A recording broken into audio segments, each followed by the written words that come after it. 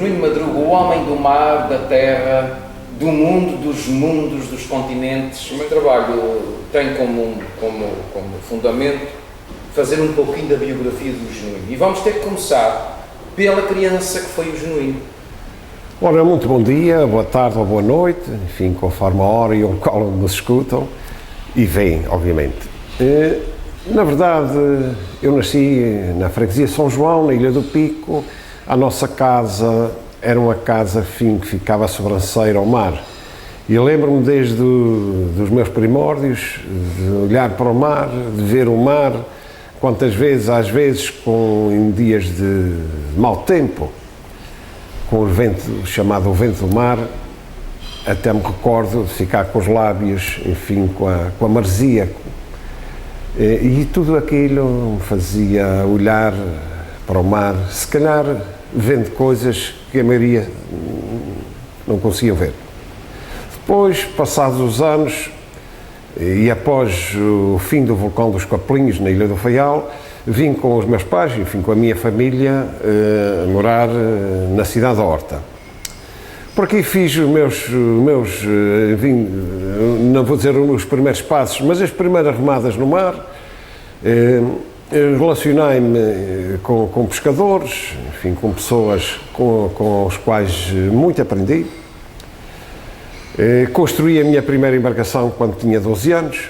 Na altura andava no liceu e quando tinha alguma possibilidade, lá ia eu para a doca ver os veleiros que chegavam. Na altura eram os aventureiros que vinham das mais diversas paragens.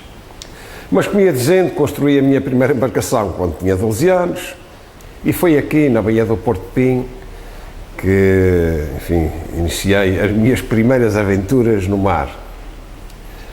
Depois, enfim, à medida que foram passando os anos, no liceu aprendi inglês, francês, enfim, e outras matérias que foram fundamentais, sobretudo nas minhas viagens e não só. Mas aquele inglês e francês ia-me servindo e de que modo, uma vez que aqueles aventureiros que chegavam, eu assim que era possível, lá ia para a doca e lá ia metendo conversa.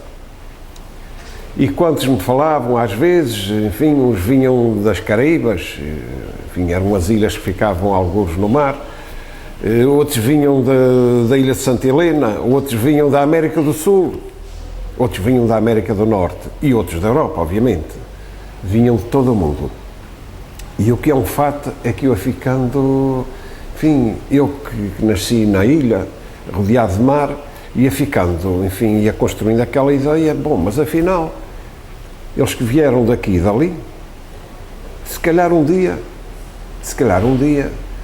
pode ser que eu também consiga ver essas ilhas que me falam agora e que eu não entendia bem onde eram. Ia procurando. E aos poucos ia construindo uma ideia. Entretanto, foi a pesca, ao mesmo tempo que estudava, no Liceu Nacional da Horta, mas era a pesca, era o mar. Sempre enfim, vamos dizer, chamamento pelo mar. Aqui conheci as pessoas dos grandes navegadores de sempre. Digo de sempre porque alguns fizeram coisas extraordinárias. E recordo sempre, e sempre a recordar, um dos maiores de sempre, que foi Marcel Bardiot, um francês que fez sozinho 4 viagens à volta do mundo. Entre elas uma sem escalas de homenagem a Portugal. Saí da Torre de Belém de Lisboa e voltou à Torre de Belém de Lisboa sem escalas. Mas conheci-o aqui na cidade da Horta. Aliás, a primeira vez que o encontrei foi já no distante ano de 1975 e a mim fez-me grande aparência quando vi pela primeira vez um barco completamente construído em aço inox. Até o ferro, a corrente, era tudo inoxidável. Na altura, Bardiot não se mostrava assim muito disponível para conversas. Mas tudo aquilo me fazia grande aparência. Agora um barco, pronto, aço inox, e depois ouvia a história, 3 viagens já à volta do mundo, e eu, bom, isto aqui há qualquer coisa extraordinário. E pronto, depois da partida de Barre de Ô, ia seguindo, enfim, as suas aventuras, procurando, através de outros navegadores que por aqui aportavam, saber ele por onde é que andava, enfim. E às tantas alguém me disse que o Barre de Ô tinha desaparecido, o barco tinha sido encontrado na Antártida, enfim, que o Barre de Ô tinha desaparecido. O que não foi verdade, de modo nenhum. Era uma invenção de alguma imprensa, sobretudo para viverem um pouco à custa do Barre de Ô. Mais tarde, volto a receber notícias que realmente o Barre de Ô andava por aí e se encontrava no Canadá, o que bastante me alegrou. Em 1998, qual não é o meu espanto, quando vejo novamente o Inox no Porto da Horta. E lá estava novamente o Barre de Ô, já com 87 anos de idade, navegando sempre sozinho. E foi no dia 10 de abril de 1998, no Clube Naval da Horta, celebrámos o aniversário de Marcel Barre de Ô, um dos grandes navegadores de sempre, e que me inspirou sinceramente. Aliás, eu tenho os livros que ele escreveu, devidamente autografados, que guardo com muito cuidado. Das conversas com o Barre de Ô e com outros, ia ficando, enfim, ia construindo a minha viagem. Eu nunca falei acerca destas viagens com eles, ia fazendo perguntas, ia guardando informações, documentos que sabia iam ser fundamentais para aquilo que eu pretendia. Em 99 fui à Califórnia, porque tenho lá a minha família, os meus irmãos, e fomos para o Paulo, fomos ver uma feira de novos e barcos usados em Auckland. Mas o dinheiro que eu tinha não foi suficiente, então tive que voltar para trás, enfim, arranjar mais dinheiro, e então comprei, efetivamente, na Alemanha, o veleiro, ao qual dei o nome de Hemingway. Aliás, já tinha o nome antes de comprar o barco, há muitos anos já tinha o nome, porque alguém me tinha oferecido o Velho Mar, do grande escritor Ernest Hemingway, e aquela história toda marcou-me de tal modo que eu disse, bom, e quando tiver o meu barco, vou pôr o nome de Hemingway. E assim foi. Depois comprei o Hemingway, entregaram-me o barco, trouxe o barco de Lisboa, foi a minha primeira, devo dizer que foi a minha primeira viagem, a minha primeira experiência à vela no mar, foi com o Hemingway. Eu, o meu filho Pedro e um outro companheiro, o António Manuel Freitas, trouxemos o barco até ao Faial. Depois, enfim, andei por aqui e tal, uma experiência ou outra, para me adaptar à navegação à vela, porque antes sempre tinha andado no mar, mas era com barcos a remos ou a motor. À vela nunca tinha feito nada. Marquei a data de saída para o dia 28 de outubro, dia 28 de outubro de 2000. E assim foi. No dia 28 de outubro de 2000, pelas 9 horas da manhã, o Hemingway zarpou do Porto da Horta com destino às Ilhas de Cabo Verde. Nessa altura levava um companheiro comigo, enfim, da pesca, do meu barco de pesca, que havia de desistir na Ilha de Santa Lúcia, nas Caraíbas. Bom, mas feita a viagem até às Ilhas de Cabo Verde, andei por ali em várias ilhas. Depois, em dezembro, de acordo com as minhas previsões, atravessei o Atlântico com destino à Ilha de Santa Lúcia, nas Caraíbas. Fiz 50 anos a meio do Atlântico. Andei por ali em várias ilhas e atravessei o Mar das Caraíbas com destino ao Panamá. Aí já navegando em solitário. A partir da ilha de Guadalupe, a viagem toda já se enrolou em solitário. Aliás, tinha construído o meu barco e organizado tudo a bordo, de modo a poder seguir sem ficar dependente de quem quer que fosse. Atravessado o canal do Panamá, rumo aí às Ilhas Galápagos, Das Ilhas Galápagos, enfim, seguiram-se diversas ilhas na Polinésia, por aí afora sempre. Depois, todo o Pacífico, até a Austrália. A Austrália, a minha intenção era ir a Timor, mas na altura, enfim, em 2001, havia eleições da Indonésia e a situação por ali não era de modo nenhum segura. Tanto na Indonésia, até em Timor, as coisas não estavam assim nada, não havia segurança. E aconselharam-me, enfim, a evitar, tanto quanto possível, me aproximar das ilhas da Indonésia e tal, porque, pronto, a segurança não estava garantida. E com muita pena minha, tive que rumar às Ilhas Maurícias. A primeira das ilhas que aportei nas Maurícias foi a Ilha de Rodrigues. Ora, eu quando navegava mais ou menos a sul da Índia, mais ou menos a meio do Oceano Índico, numa tempestade, fiquei sem o mastro, ficou tudo partido. Tive que fazer mais de 1000 milhas, navegando em condições precárias. Para aqueles que conhecem do que é que estou a falar, com o pau de cepi a servir de mastro, improvisei uma vela e lá fui navegando da forma possível até a Ilha de Rodrigues. Cheguei à Ilha de Rodrigues, não havia grandes meios. Depois, com a ajuda de pescadores, com os quais sempre me relacionei bem para esse mundo fora, enfim, com aqueles que no mar, independentemente da língua que falam, todos nós falamos a mesma língua, podem disso ter a certeza. Bom, mas com a ajuda de pescadores, fomos apanhar um bambu para uma cana chamada aqui cana da Índia, para improvisar um mastro pequenino em Minguei, porque só, enfim, podiam entregar um mastro novo e velas em Durban, na África do Sul, ou seja, ainda tinha mais de 1000 milhas para fazer, com tudo improvisado. E assim foi.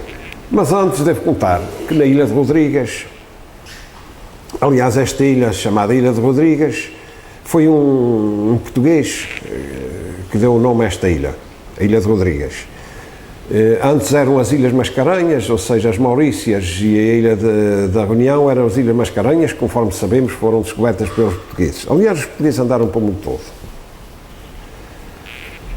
Na Ilha de Rodrigues relacionei-me também, enfim, como quase todo o mundo, com pessoas das mais diversas, enfim, desde deputados a comerciantes, sei lá. E então, na Ilha de Rodrigues, convidaram-me para ir assistir à Assembleia Constituinte do Movimento Rodrigues. Ora, o Movimento Rodrigues era um movimento que pugnava por uma certa autonomia da ilha em relação à Maurícia, a ilha propriamente chamada Ilha da Maurícia, que era uma ilha realmente desenvolvida, que tinha, enfim, um turismo, e que tem um turismo de grande peso. Aliás, a indústria principal da ilha da Maurícia é o turismo.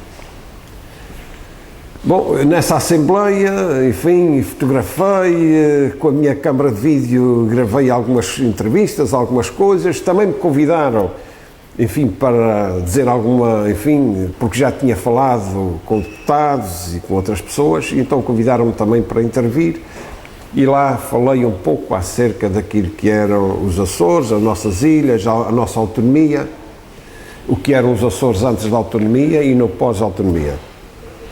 Das vantagens, enfim, de ter um governo de proximidade, é disso que se trata. Lá deixei uma bandeira que levava no Hemingway, uma bandeira dos Açores, uma pequenina que levava a bordo. Bom, e segui com destino à Maurícia, depois à Ilha da Reunião, e lá fui navegando com o meu bambu, em tudo improvisado, da Ilha de Rodrigues. Cheguei à África do Sul, depois então na África do Sul veio o mastro novo, velas novas, tudo novo, e lá segui viagem, enfim, conforme previsto. Estive em vários portos da África do Sul, nomeadamente na parte mais a sul da África, em Moçambique. E lá está a caravela Bartolomeu Dias, tal qual como a vi sair no ano de, salvo erro, 84, da Torre de Belém, quando se comemoraram os 500 anos da passagem do Cabo da Boa Esperança por Bartolomeu Dias. Mas lá está, no Museu Dias, na África do Sul, em Moçambique, a caravela Bartolomeu Dias. Aliás, devo dizer que o Museu Dias, na África do Sul, quanto a mim, é do museu que melhor trata aquilo que foi a grande epopeia dos portugueses, nomeadamente os descobrimentos. E a passagem do Cabo da Boa Esperança foi das maiores, enfim, das maiores epopeias de sempre. Foi realmente, naquela época, a passagem do Cabo da Boa Esperança, é que veio abrir novos mundos ao mundo. E foram os portugueses, não foram americanos, nem alemães, nada disso, foram os portugueses. Aliás, os portugueses, é bom que se diga, que hoje a nossa história, não sei porquê, mas a nossa história não é devidamente tratada nas nossas escolas. E a nossa história é uma história rica. Fomos nós, os portugueses, que já fomos donos de meio mundo. Os portugueses chegaram aos 4 cantos do mundo. E hoje podemos ver por toda a costa da África e não só. Uma ilha no Pacífico, chamada Ilha do Espírito Santo. Ora, também foi um português que deu o nome a esta ilha, no arquipélago Vanuatu. E devo dizer ainda que no Bislama, na língua oficial de Vanuatu, cerca de 200 palavras têm origem no português. Vejam só aquilo que nós deixámos para esse mundo fora, que hoje está completamente esquecido. Não sei porquê, mas infelizmente, para nós, esta é uma verdade que dói, porque não se vê, quer por parte das autoridades que deviam, a quem cabe a responsabilidade de ainda marcarem presença de um país tão pequeno mas grande, as autoridades a quem cabe a responsabilidade da nossa história se terem completamente demitido daquilo que nós fomos pelo mundo, e quem esquece a história dificilmente irá construir um futuro com qualidade a que todos nós temos direito. Bom, mas voltando às minhas viagens, depois da África do Sul, rumei à ilha de Santa Helena. Ora, a ilha de Santa Helena é uma ilha muito particular. Não tem aeroporto e o porto é um pequeno cais que nem dá para encostar o Hemingway. Mas situa-se ali, vamos dizer, no coração dos Alísios, o vento sopra sempre todo o ano do mesmo lado e depois, enfim, é uma ilha com 120 km quadrados, igual às nossas, de origem vulcânica. Mas, como o vento sopra sempre do mesmo lado, tem umas amarrações para algumas poucas embarcações de boca aberta. Pronto, aquilo que eles pescam é só para consumo local, não há exportação, porque ali, enfim, não há forma de tirar os produtos dali. Vivem ali cerca de 5 mil pessoas, maioritariamente mulheres e crianças. Os homens foram para a Inglaterra, porque aquilo hoje pertence aos ingleses. Foi descoberto pelos portugueses há 500 e poucos anos. Aliás, em 2002, quando passei por ali, comemoravam-se os 500 anos da descoberta de Santa Helena pelos portugueses. Curiosamente, eram os ingleses que estavam a comemorar. Convidaram-me na altura, a ilha é administrada por um governador, nomeado, enfim, Sua Excelência a Rainha da Inglaterra, e então convidaram-me para participar nas comemorações. Só que as comemorações oficiais eram no mês de maio, e no mês de maio eu já devia estar de volta à Ilha do Faial, de onde havia partido. Portanto, não foi possível, não, enfim, estive ali em fevereiro, não era possível ficar lá tanto tempo. Mas a Ilha de Santa Helena ainda é particular por uma outra razão. Ali, enfim, ao longo dos tempos, aqui sempre serviu como um ponto estratégico.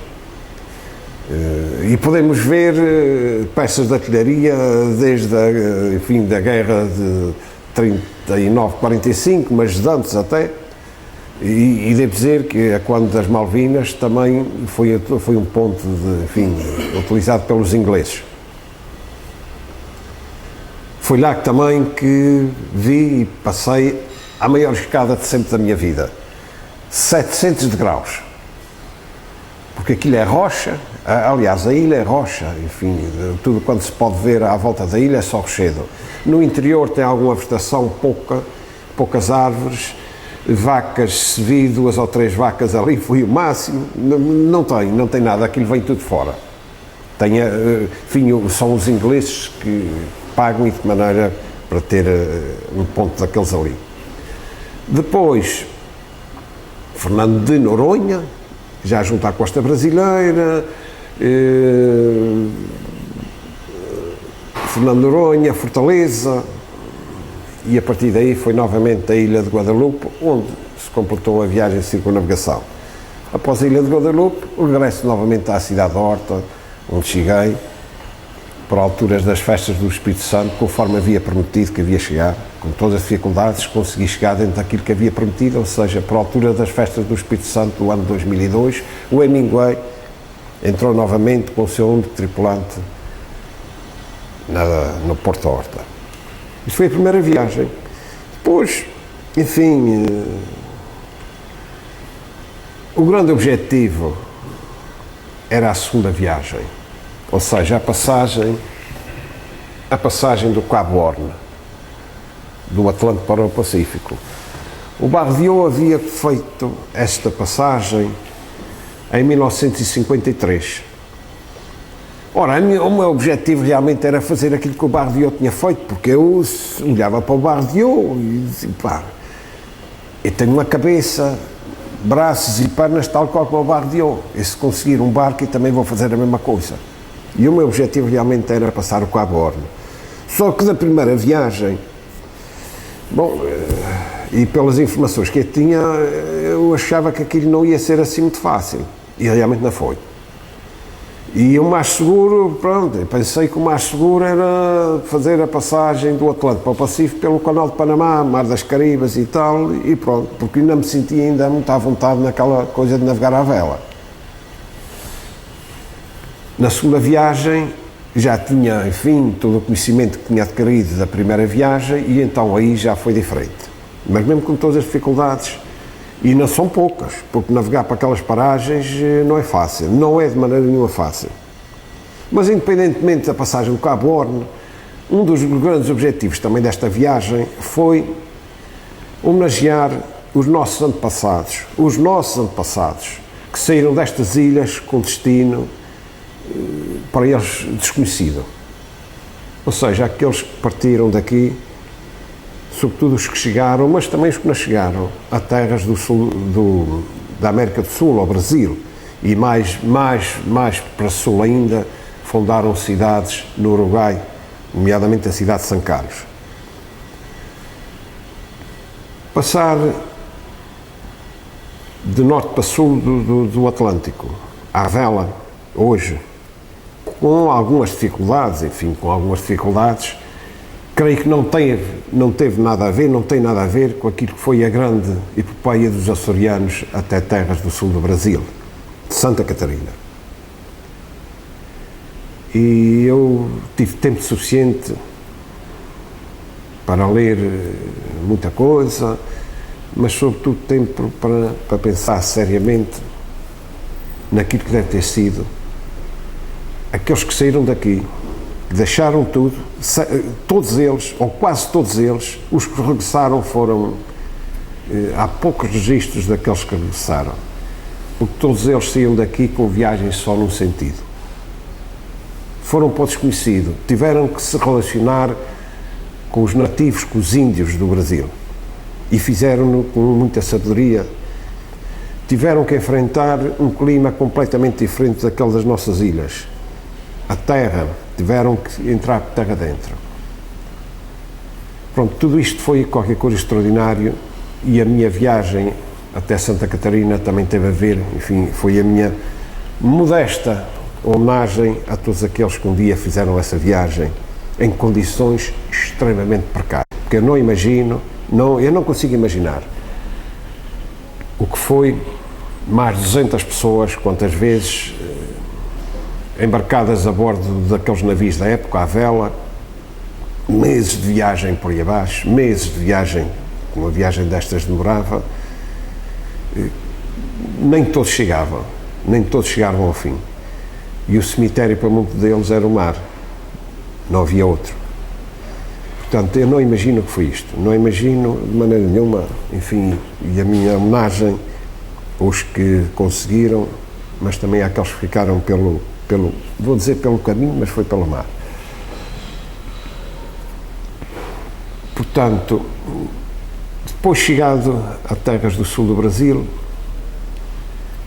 mas já antes de chegar, havia um barco à minha espera, com o vereador da Cultura, do Estado de Santa Catarina, e outros amigos, Paulo Caminha, e outros amigos que lá estavam à minha espera, portanto, e que me entregaram a bandeira do Estado de Santa Catarina, que guardo aqui com muito cuidado. E digo que guardo aqui porque hoje aqueles que nos visitam podem, enfim, apreciar muitas das recordações que eu trouxe das mais diversas paragens por esse mundo fora. No restaurante Genuíno, restaurante e museu, podemos ver hoje muito daquilo que, enfim, dos sítios por onde andei. Devo dizer que no interior das mesas e por aqui assim, há 137 t-shirts e todas são diferentes e todas têm o sítio onde tive. Podemos ver também notas e moedas dos sítios por onde naveguei, diversas recordações, tantas coisas que trouxe das minhas viagens. Mas depois, voltando novamente à segunda viagem, depois do Brasil, do Grande Porto do Rio Grande do Sul, navegando sempre para o sul, Uruguai, e lá está a colónia de Sacramento, no Uruguai, que muito fala acerca do Uruguai, que um dia também foi português. Bom, depois atravessei o grande estuário do Rio da Prata, rumando para a linda cidade de Buenos Aires. Foi lá que passei o Natal de 2007, 2008. Após Buenos Aires, rumando sempre para sul, aportei em Comodoro Rivadavia, na terra do petróleo da Argentina. Eu desconhecia que havia uma importante comunidade de imigrantes na Patagónia, imigrantes portugueses. Aliás, o nosso embaixador em Buenos Aires já me tinha alertado, dito que era ponto obrigatório de passagem, porque já estavam lá à minha espera e que eu devia passar por lá, e ainda bem que passei, porque em Comodoro Rivadavia tive também uma recepção extraordinária. Devo dizer que é das comunidades imigrantes mais bem organizadas, embora sem nenhum açoriano, nem tampouco madeirense. Em Comodoro Rivadavia, lá está uma importante comunidade de imigrantes portugueses. Após a passagem por Rivadavia, navegando sempre para sul, e já o tempo, as coisas já começam a se complicar de que maneira, consegui chegar à ilha de Horno, com grande dificuldade porque o tempo já começa a se complicar de que maneira. E depois, quando me apercebia da grande amplitude das marés ali, quanto maior a amplitude da maré, correntes mais fortes, realmente já levava todos os alarmes ligados, para assim dizer. Na ilha de Horn, quando cheguei, depois fui convidado a desembarcar pelos 2 elementos da Marinha do Chile, que ali prestam alguma assistência. Aliás, a ilha de Horn não teve a vegetação é aquela vegetação típica do verão austral, não tem árvores, nada disso, porque ali não há nada que resista. Os invernos ali, as neves, os ventos, limpam tudo aquilo que pudesse. O verão também é um verão relativamente pequeno, portanto, o resto do tempo fica tudo coberto de neve. Mas há 2 elementos da Armada chilena que prestam alguma assistência. Aliás, o farol da ilha de Horn é um farol emblemático. E lá está uma bandeira dos Açores, que curiosamente já foi referenciada por outras pessoas que por ali passaram. Me enviaram mensagens, porque lá está ela a bandeira dos Açores, mas tem lá o nome do barco. e já recebi mensagens de algumas pessoas a dizer, enfim, que tinham visto com muito gosto a bandeira dos Açores ali. Da Ilha de Orne, rumei para norte até Ushuaia. Ushuaia é a cidade mais austral que existe. Recebem mais de 2 milhões de turistas por ano, sendo uma população mais ou menos da ordem das 45 mil pessoas, recebem mais de 2 milhões de turistas por ano. Ou seja, tudo funciona à volta do turismo ali. Quer aquele turismo dos diversos navios que fazem viagens para a Antártida, pelos canais da Patagónia, até aos desportos do gelo. Do outro lado do canal Beagle, um pouco mais a sul, encontra-se a base aeronaval de Puerto Williams, isto já Chile.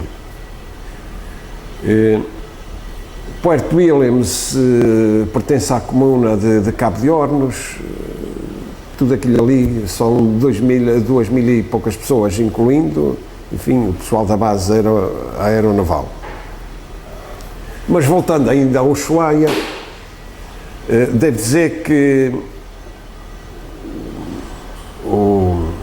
o vice-comandante da base, para além de me receber, enfim, na base do Ushuaia, ofereceu-me uma viagem num avião que eu próprio pilotou, ali à volta, enfim, nos canais, sobre os canais da Patagónia, uma viagem também com grande qualidade. E desde já agradeço, não sei se esta emissão chega lá ou não, mas pronto, agradeço a todos aqueles que me receberam de braços abertos e que me apoiaram, nomeadamente o comandante Semide e a sua esposa, que fizeram tudo, enfim, para proporcionar uma estadia o mais agradável possível em Ushuaia. Após a passagem pela Argentina, foi o Chile. Em Puerto Williams tratei da documentação do barco e da minha própria, também tive uma recepção de grande qualidade. Devo dizer que a transmissão de comandos da base aeronaval de Puerto Williams foi feita a bordo do Hemingway. Também qualquer coisa extraordinária. Após Puerto Williams, foi a difícil navegação pelo Pacífico, que naquelas paragens não tem nada de Pacífico. O vento ali é sempre contrário, pelo menos para quem navega para norte, que era o meu caso. O vento é sempre, constantemente noroeste, oeste, que vem a sudoeste, mas é só entre a passagem de uma frente e outra. E por aquelas paragens é que, enfim, se formam e passam as frentes polares. Portanto, aquilo é sempre a abrir. O mar sempre muito agitado, modulação quase sempre acima dos 4 metros, o vento de uma hora para a outra chega aí aos 40, 50 nós às vezes ali rapidamente, o que com a ondulação dá vaga de 8, 10, 12 metros, aquilo é assim de uma hora para a outra, e passam às vezes 2 frentes por dia. As viagens, devo dizer que as viagens que se fazem à volta do mundo é do Pacífico para o Atlântico, embora, enfim, com alguma dificuldade, mas é sempre navegando com ventos e correntes favoráveis. E navegar do Atlântico para o Pacífico, ou seja, contra essas correntes e esses ventos e esse mar, é tudo bem mais complicado e bem mais difícil. E quantas vezes eu me lembrava e quantas vezes me apercebi que se o meu barco tivesse qualquer acidente, por mínimo que fosse, um problema qualquer, nem imagino, mas a mais pequena coisa, nem sequer os ossos escapavam ali, porque, enfim, não há hipótese ali para... O mar ali encarrega-se, o mar e o tempo. Enfim, nem me quero lembrar. Não foi fácil, não foi de maneira nenhuma fácil. Eu, para fazer cerca de 800 milhas, demorei mais de um mês. Aqui não é fácil. E uma vez ou outra, que o convés do barco ficava, enfim, parecia ser uma farinha. Não era, era neve. Não era farinha, era neve. Chegado a Puerto Monte, enfim, eu quando cheguei à entrada de Puerto Monte, já à noite, e desde a entrada do mar, propriamente, até Puerto Monte, ainda se navega umas horas boas até chegar propriamente ao porto. Mas quando cheguei já perto da noite, não podia navegar, enfim, porque de noite seria completamente impensável navegar num sítio desconhecido. Arranjei uma zona realmente um pouco abrigada, larguei o ferro e procurei descansar. Mas ouvi uma vaca a berrar e disse, finalmente já estou num lugar diferente. E na verdade já estava chegando a Puerto Monte, depois de passar todo aquilo, enfim, todas aquelas dificuldades, já chegava a um sítio diferente, de volta novamente às pessoas, para assim dizer. Puerto Monte, mais ou menos a população tem a ver com os índios daquelas paragens, vêem-se traços claros. Também foi engraçada a passagem por Puerto Monte. E daí, rumo à Ilha de Páscoa. Ora, a Ilha de Páscoa, conforme todos nós sabemos, são os moais, tudo isso, as outras construções. Mas antes disso, passei pelas ilhas de Robinson Crusoe. Essas ilhas são 2 ilhas. E com muita pena minha não pude desembarcar, porque a minha ideia era ir à terra, mas aquilo hoje é uma base da Armada chilena e só me autorizaram a desembarcar antes do Porto Sol, e quando cheguei ali o sol já estava a pôr, já não tive qualquer possibilidade, nem podia largar o ferro sequer, tinha que ficar ali a pairar uma noite toda e só no outro dia de manhã que podia ir à terra. Bom, paciência, paciência, a minha ideia era também chegar à Ilha de Páscoa, paciência, olha, mas fiquei com pena, sobretudo não ir à terra, porque Josué Slocum, quando por ali passou em meados do século XIX, refere que encontrou um açoriano, um tal Manuel Carroça, por ali vivia, isto está escrito por Slocum, que ali vivia com uma brasileira que tinha trazido ao Rio de Janeiro. E era o único que falava, era o único que falava inglês naquela ilha. E então era conhecido pelo rei. Era o único que falava inglês naquela ilha. E falava inglês porque tinha saído dos Açores e tinha andado pelo mundo quase todo a bordo de uma baleeira americana. Daí o falar inglês. E ele conta, enfim, descreve textualmente como era a casa dele, a família, tudo isso. E eu, com muita pena, não pude ir à terra, porque eu queria ir lá ver se ainda encontrava alguma coisa, nomeadamente no cemitério, onde ele diz que havia lá a campa de uma filha dele que tinha morrido com 8 anos. A filha, do tal Manuel Carroça, da Ilha de São Miguel. Vejam lá até onde chegaram os açorianos para esse mundo fora. Bom, a Ilha de Páscoa são os moais, os cemitérios, também qualquer coisa de particular, outras construções. Mas a Ilha de Páscoa hoje vive do turismo. Toda a terra da Ilha de Páscoa pertence aos nativos. Embora aqui pertença ao Chile, nenhum chileno pode comprar seja o que for ali. É tudo pertença dos nativos daquela ilha. Ou seja, todos vivem razoavelmente bem, porquanto os hotéis, os restaurantes, seja lá o que for, tem que ser tudo pago aos de lá. Ninguém pode ir lá construir nada sem autorização dos residentes e tem que pagar a eles. Não compram nada, fica sempre a propriedade, é sempre dos residentes e eles têm que pagar rendas. Ou seja, as pessoas vivem razoavelmente bem. Ainda bem que o fazem, se calhar isto até podia ser para outras paragens, enfim. A Ilha de Páscoa também é particular porque tem cerca de 700 cavalos registados. Mas parece que há muitos mais que não registados, e os cavalos andam todos soltos pelas ruas.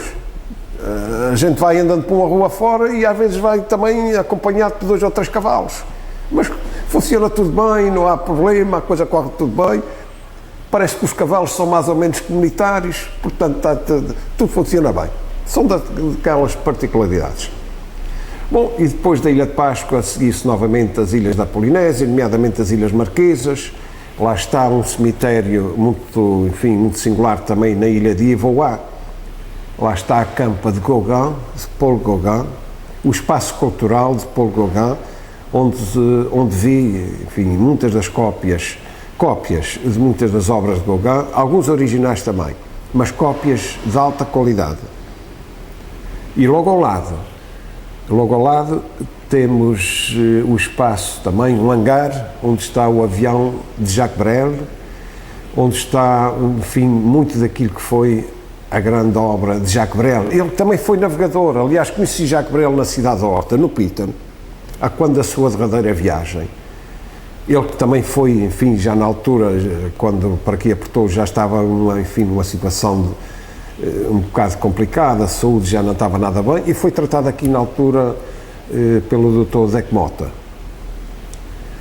Ora, lá está, enfim, em Ivoá, neste cemitério, a campa de Gauguin e logo ao lado é de Jacques Brel. Portanto, eu quando cheguei a Ivoá, depois de tratar da documentação do barco, enfim, aquilo que é necessário fazer em qualquer sítio, perguntei onde era o cemitério e lá fui eu a caminho do cemitério, enfim, para visitar a campa de Jacques Brel. As Ilhas Marquesas são realmente ilhas muito especiais. As pessoas das Marquesas, da Polinésia, aquelas mulheres, as crianças, toda aquela vida que Gauguin pintou, ali tem um outro valor. Porque as pinturas de Gauguin é aquilo que se vê. É aquilo que se vê na rua, são as mulheres, as flores, não se vê nenhuma mulher na rua que não leve uma flor no cabelo, as crianças para a escola todas levam uma flor no cabelo, isto é a Polinésia, que Gauguin tão bem retratou e que espero, enfim, que possa ser apreciado, sempre apreciado, com toda aquela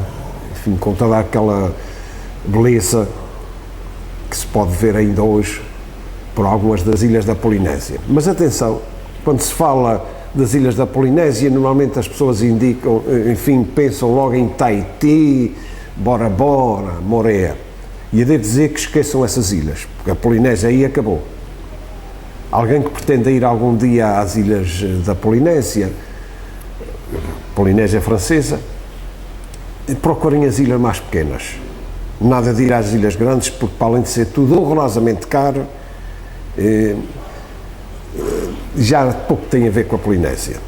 As ilhas mais pequenas sim, nas mais pequenas fui recebido realmente como o navegador que chegava até aquelas ilhas, porque normalmente não vão para ali, os barcos não vão ali, porque aqui não tem nada, mas tem pessoas extraordinárias, onde fui recebido, enfim, em festa, onde fui recebido, eu que também vinha de outras ilhas e que tive a oportunidade de falar. E digo que tive a oportunidade de falar porque quase todo o Pacífico se fala francês. Embora haja aquelas outras, enfim, aqueles outros dialetos que, pronto, aí não há nada para ninguém. Aí nem eu, bom, mas a linguagem gestual funciona sempre e as fotografias que levava também funcionaram sempre. Essas ilhas da Polinésia realmente deixaram-me impressionado. Mas fui sempre navegando pelo Pacífico, Samoa americana, lá encontrei picuenses que estavam por ali na pesca do atum, nos navios, alguns de um picuense também, que me recebeu, que lá estava no seu navio, um picuense daqui de São Roque do Pico, Cristiano. Portanto, lá estava ele com um dos seus navios de pesca, de navios de cerco, pesca do atum. Encontrei também muitos madeirenses e pessoal do continente. Depois, Samoa Ocidental. Ora, a Samoa Ocidental, eu podia contar muitas coisas acerca da Samoa Ocidental, entre elas o facto de ter encontrado novamente, passados talvez mais de uma dezena de anos, encontrei um iate também muito famoso, estado em São Francisco, nos Estados Unidos, o Lord Jim, que havia encontrado aqui no Porto de Horta e depois voltei a encontrar novamente na Samoa. Da Samoa foi as Ilhas Fiji, arrumando sempre, enfim, com destino à Austrália, as Ilhas Fiji, Vanuatu, Ilha do Espírito Santo. Ora, da primeira viagem, Vanuatu, enfim, que já era um país independente, antes eram as Novas Hébridas, mas após a independência, aquilo estava um pouco ali, enfim, em termos de segurança e tal, aquilo não estava assim ainda coisa muito segura. E havia, enfim, relatos ainda de canibalismo para aquelas paragens. E pronto, eu devo dizer que brancos só havia alguns chineses. E à noite, aliás, antes do anoitecer, vinha para bordo do meu barco, que estava ancorado exatamente ali ao largo, perto de Luganville. Ora, Luganville era uma cidade, enfim, onde não havia lavandaria, onde não havia cabeleireiro, onde não havia, quase não havia telefone, onde não havia telemóvel, onde não havia rede de internet, nada disso. Isso ainda era desconhecido.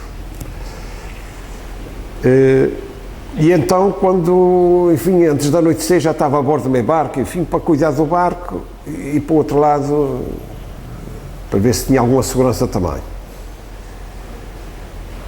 Daí, enfim, quando chegou à altura, ferro para cima, destino a Austrália, Norte Austrália. Ora, Norte Austrália estive em Darwin, no grande porto de Darwin. Na altura, enfim, os recursos que tinham eram poucos, enfim, tinha que contar, ainda era um escudo, tinha que contar um escudo e tinha que ter algum cuidado com as minhas despesas. Enfim, as minhas caminhadas foram realmente a pé, só ali na cidade de Darwin e ali à volta, mas sempre a pé, pronto, não havia outra forma.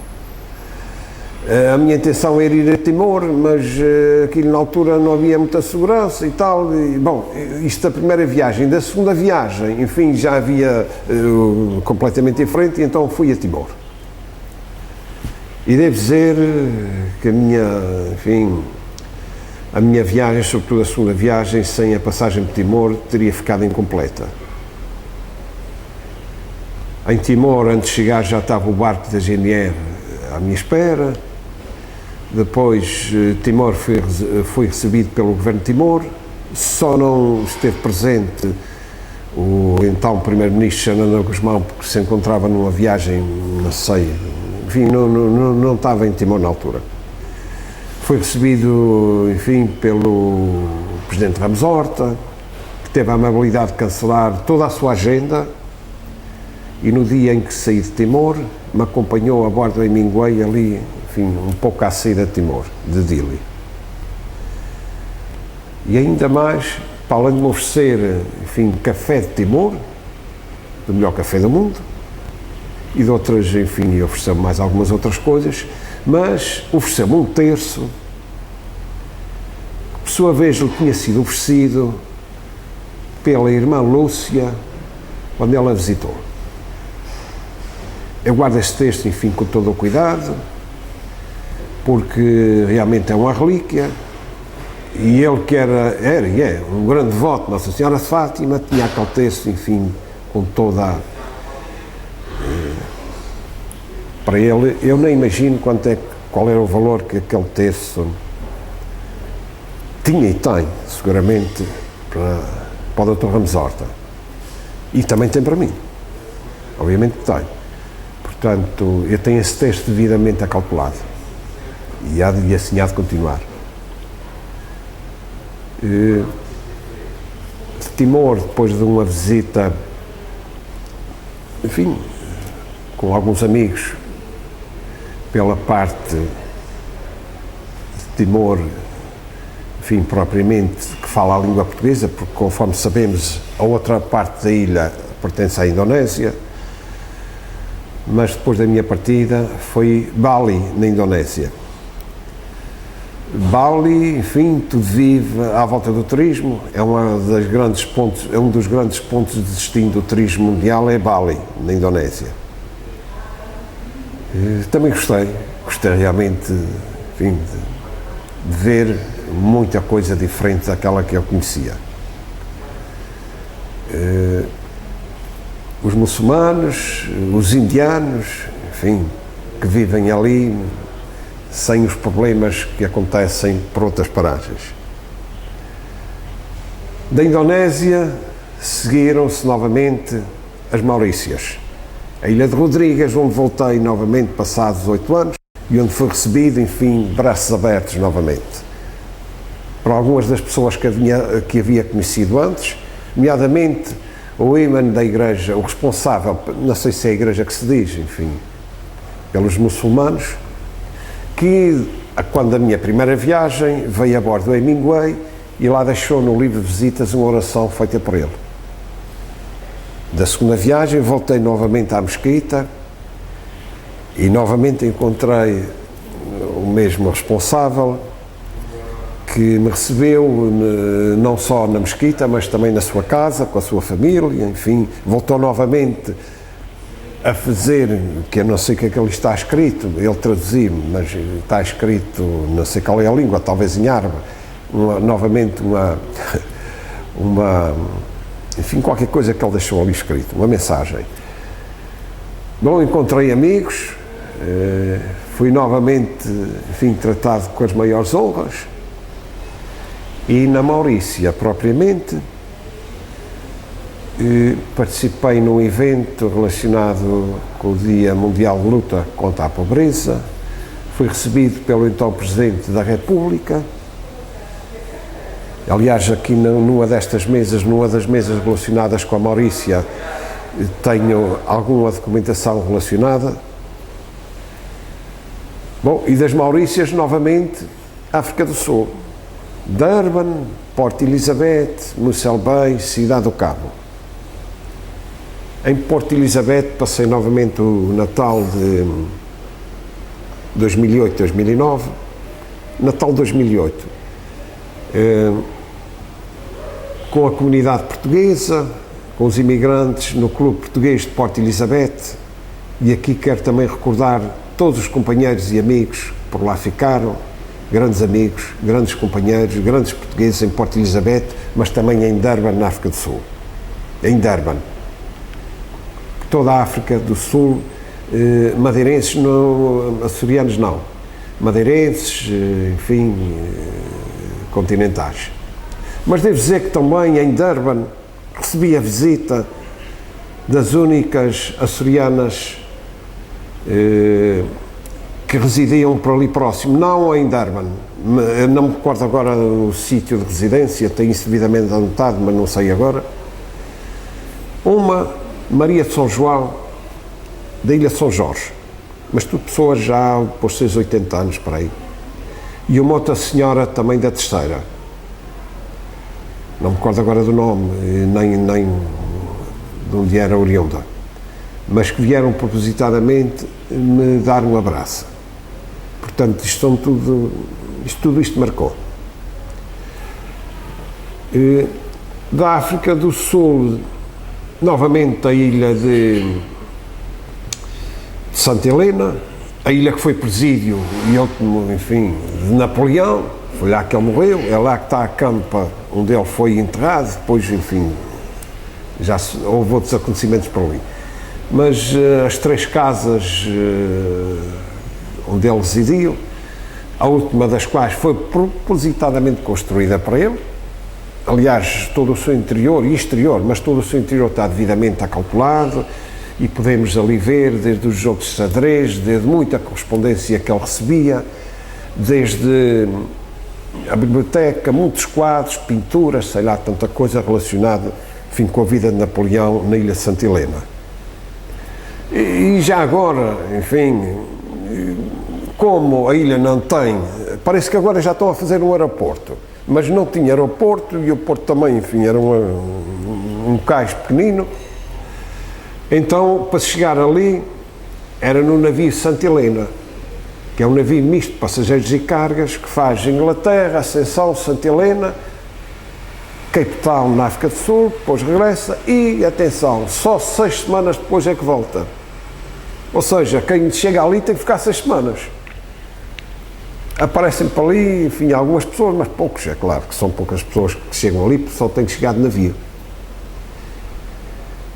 Tem umas 3 pequenas pousadas com meia dúzia de quartos.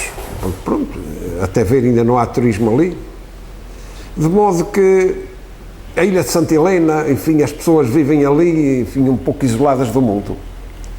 E curiosamente, quando a minha passagem em 2002, melhor dito, corria uma petição para se fazer um aeroporto.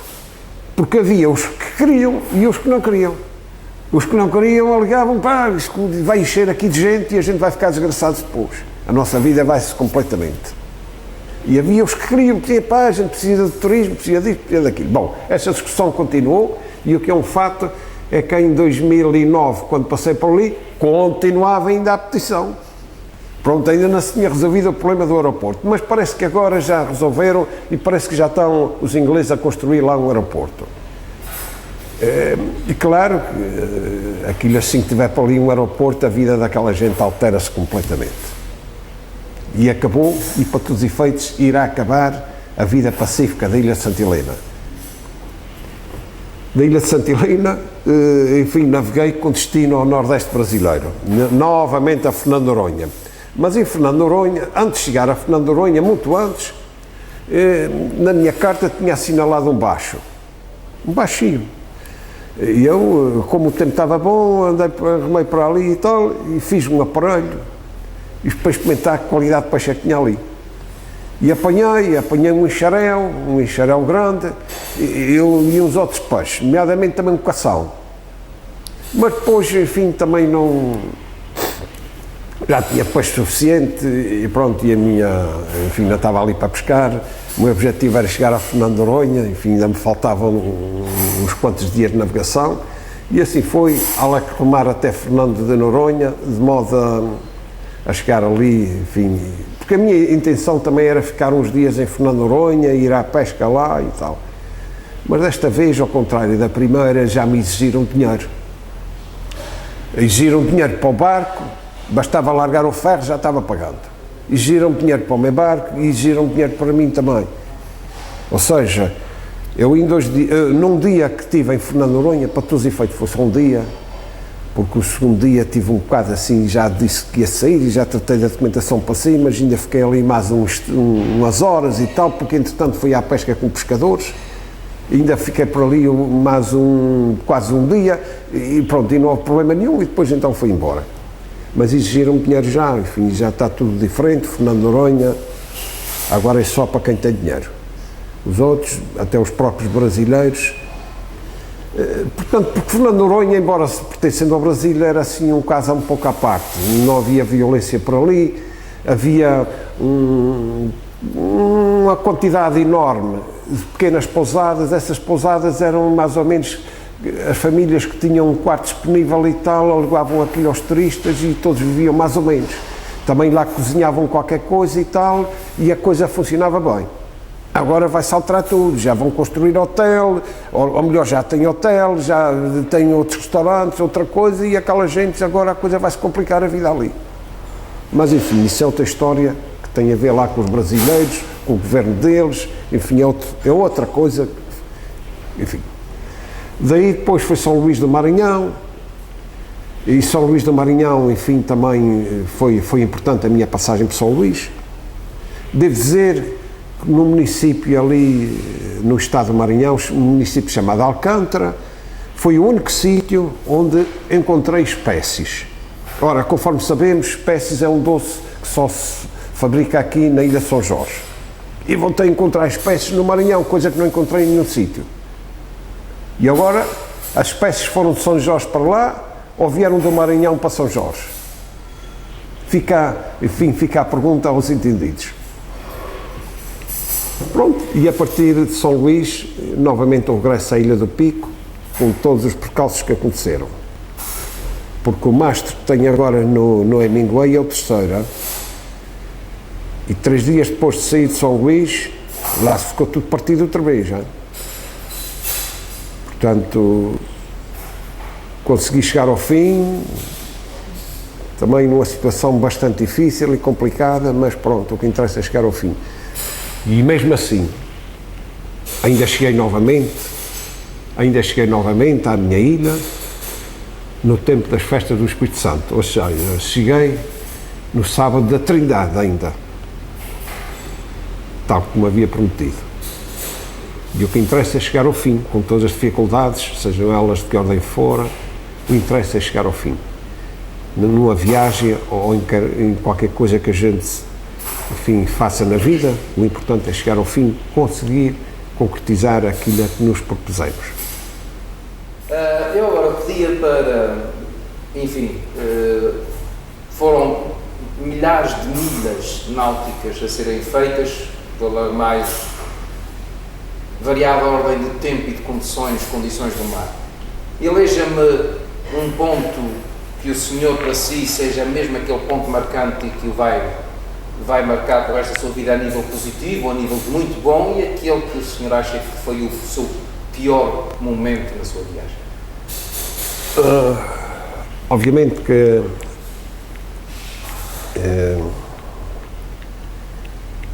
o pior momento,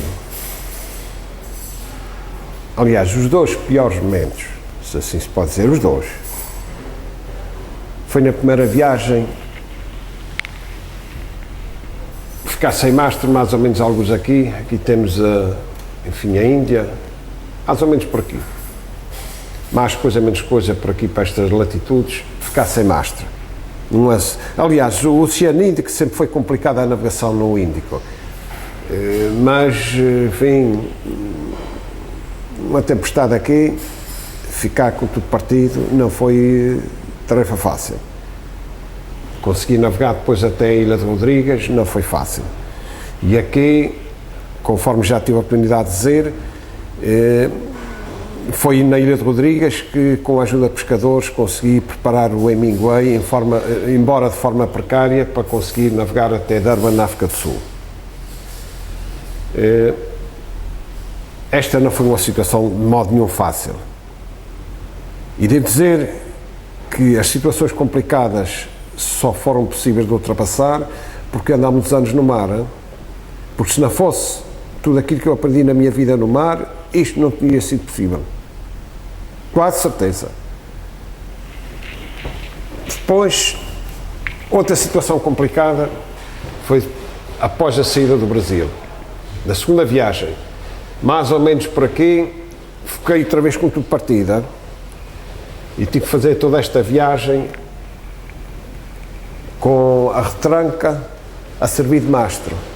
Safar a retranca, e foi com a retranca a servir de mastro que consegui chegar novamente à Ilha do Pico. Uma situação também bastante precária, mas é assim, o que interessa é chegar ao fim.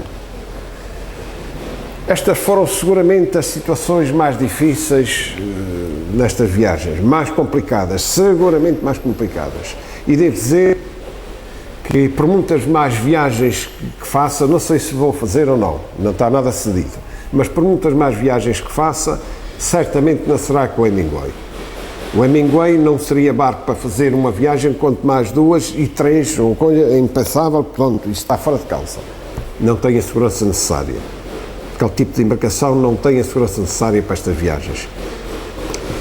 Bom, e aspectos positivos e que certamente, postos no prato da balança, conseguem, enfim, ser mais importantes do que os negativos, foram as pessoas boas que encontrei para esse mundo fora, as relações que mantive, foi o conhecimento que adquiri do mundo, foi, enfim, os lugares que vi, as pessoas que conheci, tanta coisa que hoje guardo nas minhas memórias, que certamente sem estas viagens não teriam acontecido. É todo aquele espólio que se pode ver hoje aqui no restaurante Genuíno. Portanto, é tudo aquilo que, no fundo, eu sou hoje.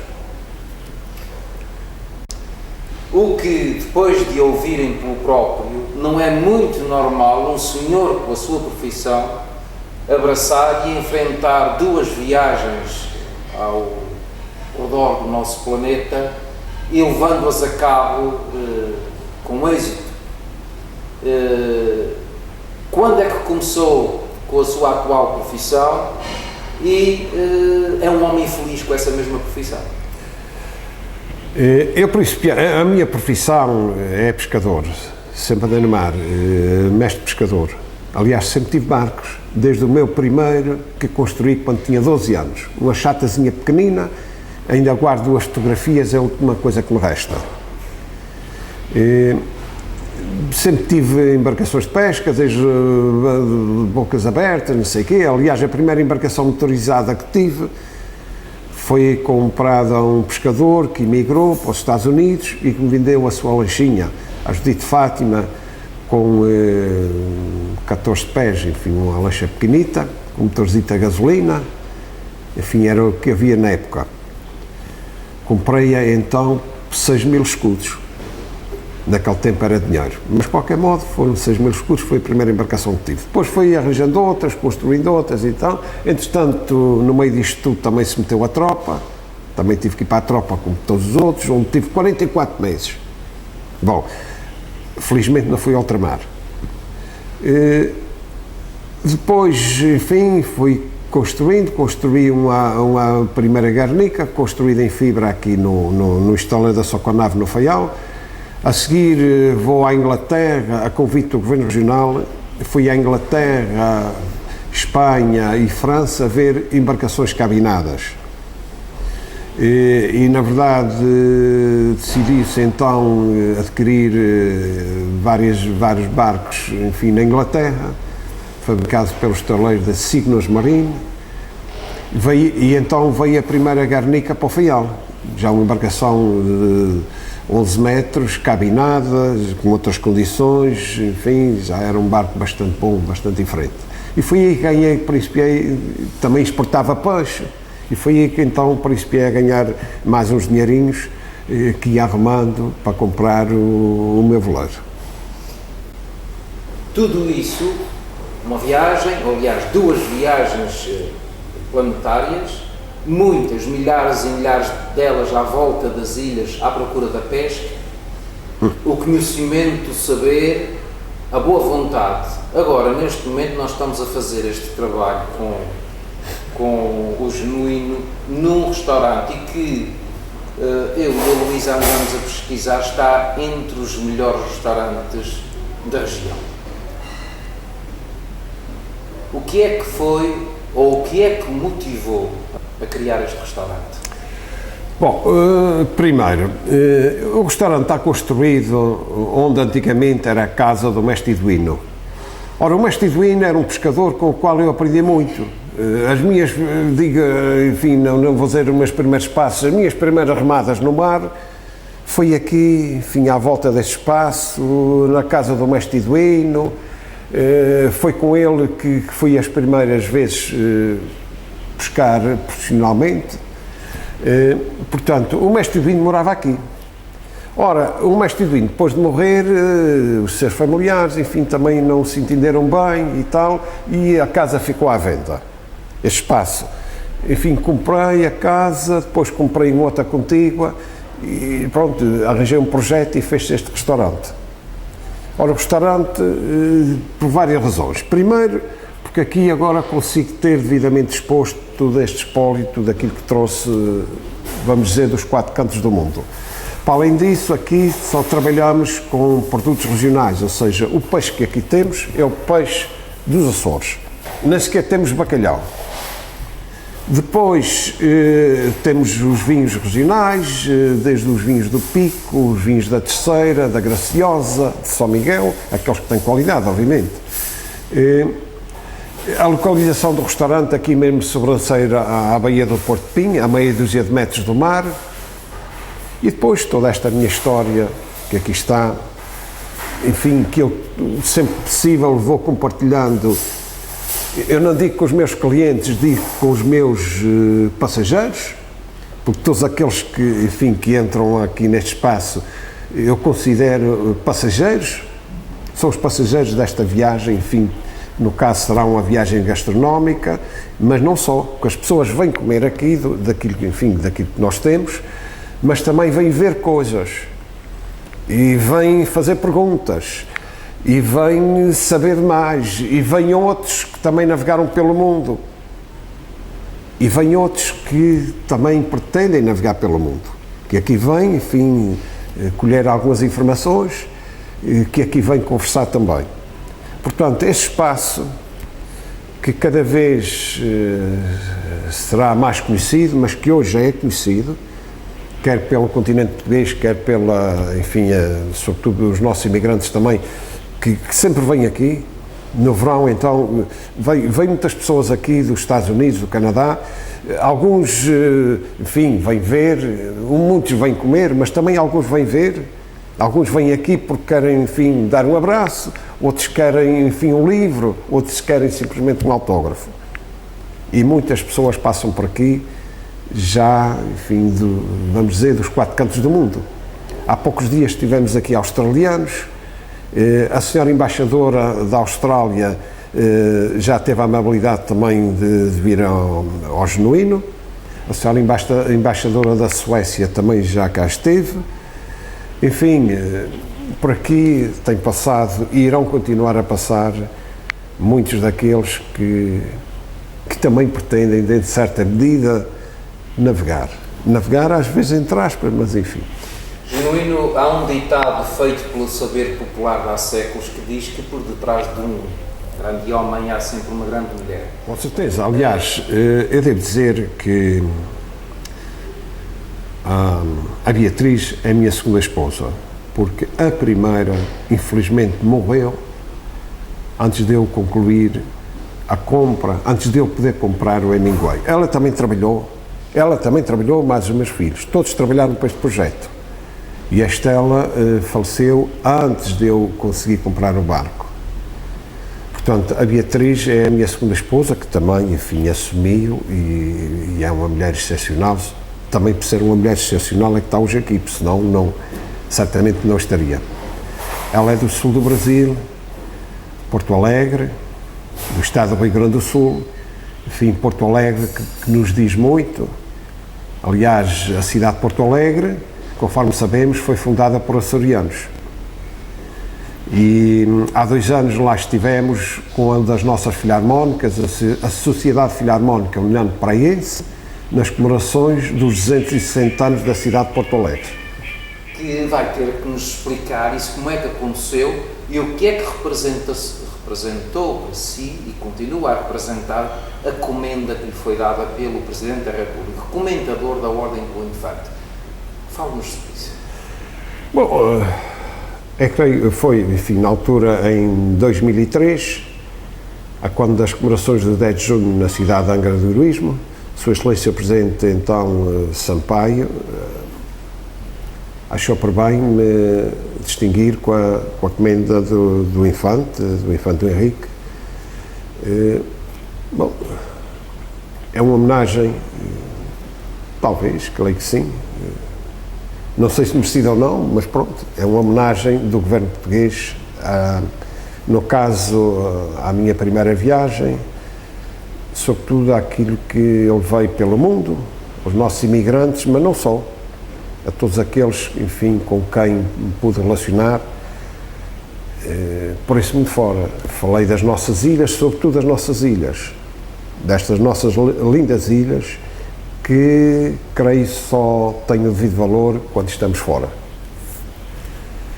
E então, Sua Excelência o Presidente da República, Jorge Sampaio, enfim, decidiu me condecorar com o grau de Comendador da Ordem do Infante Henrique. Bom, está ali, entre outras distinções, e para mim, enfim, é uma honra, claro que sim, fazer parte da Ordem do Infante Henrique. Eu não posso resistir à tentação de lhe fazer ainda 2 perguntas, e agora a que se segue é sonhos que o Genuíno tenha ainda para o futuro.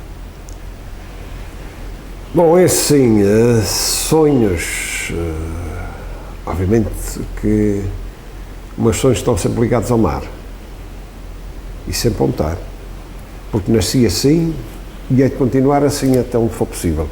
Continuo a andar no mar, tenho o meu barco de pesca, não sei se vai haver mais alguma viagem, nunca disse que sim, porque quando disser que sim, vai haver, mas também nunca disse que não.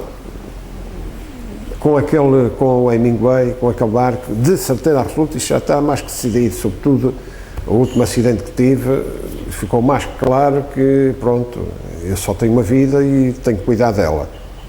E não pode ser aquele barco que não tem as condições necessárias para, portanto, para este tipo de navegações. Portanto, está fora de casa com aquele barco. Não está nada decidido, nem se vou, nem se não vou, nem se faço, nem se não faço. Em determinada altura o Sr. Presidente da República até me falou, enfim, qualquer coisa relacionada com os nossos imigrantes, enfim. Mas, olha, não tenho, nesta altura não há nada decidido. Não quer dizer que não vai acontecer, mas também não quer dizer, porque a partir da altura que se disser que vou viajar, vou marcar uma data e aquela data é sagrada e, portanto, não há nada para já. Vejo que nos braços do Genuíno existe um grande entrelaço com os laços e com os braços do nosso mar, que são inseparáveis. O Genuíno e o mar e o Genuíno. Com certeza. Aliás, eu, se tiver muito tempo sem ir ao mar, para Príncipe não me senti bem. Confesso que não consigo dormir, não consigo, enfim, Príncipe não me senti bem. Tenho que andar sempre por lá próximo. E agora sim, na parte final, eu gostaria que o Genuíno, após esta sua experiência de vida em várias áreas, que deixasse ficar uma mensagem, um apelo para todos aqueles que nos vão ver e ouvir. Eu não sei se é um apelo, talvez até possa ser entendido como tal. É que, enfim, isto às vezes não é fácil na vida, nada é fácil. E continuo a dizer que a única coisa que é fácil é e cai de cima é só chuva. O resto, se a gente não fizer, nunca consegue ter. E eu quando pensei nestas viagens, eu não tinha nada. Aliás, até na altura pensei, bom, eu talvez vou ter que fazer um barco, construí-lo, mas também onde é que estavam os meios, onde é que estava o dinheiro para comprar as coisas, para construir um barco. Não podia ser um barco qualquer. Eu ia vendo os outros e via que não podia ser uma coisa qualquer, enfim, também ia custar dinheiro. Portanto, não, enfim, a ideia estava sempre bem presente e aquilo que pensei foi, bem, é preciso ir trabalhar e arranjar o dinheiro e aos poucos, da forma que for possível, e um dia pode ser que sim. Foi quando tinha 50 anos, bom, se tivesse sido mais cedo, certamente talvez já tinha feito 3 ou 4 viagens, não sei. Olha, fiz aquilo que foi possível fazer com os meios que havia, Pronto, e olha, e é isto a mensagem que deixo às pessoas, é que não basta os sonhos, é preciso lutar para as coisas. E garanto-vos, podem ter certeza que nada melhor do que chegar ao fim, do que a gente conseguir, seja o que for, das mais pequenas coisas às maiores. Não é necessário fazer viagens à volta do mundo para conseguir fazer alguma coisa. É preciso definir as coisas e fazê-las e conseguir chegar com elas ao fim. Porque há muita gente que pensa e tal, e enfim, mas depois fica pelo caminho. A história não fala desses. Um grande abraço para todos, meus amigos. Muito obrigado, Júlio.